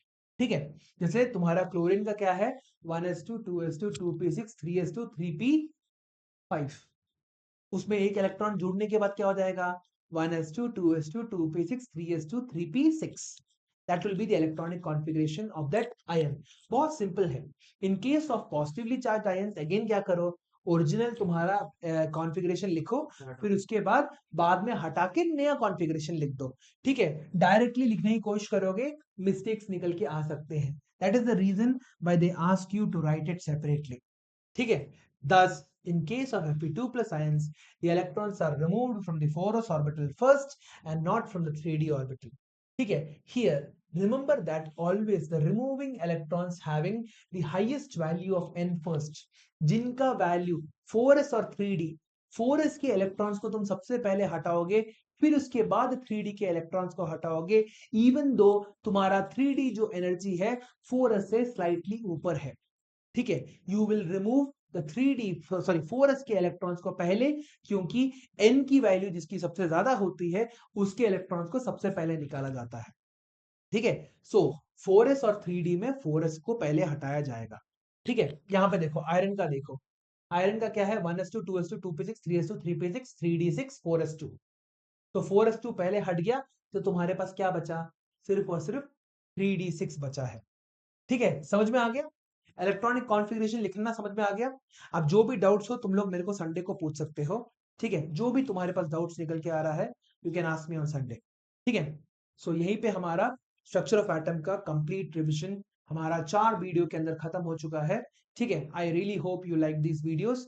अगर आपको मेरा वीडियो अच्छा लगता है तो प्लीज लाइक शेयर सब्सक्राइब जरूर करिए और अगले वीडियो में मिलते हैं. Thank you.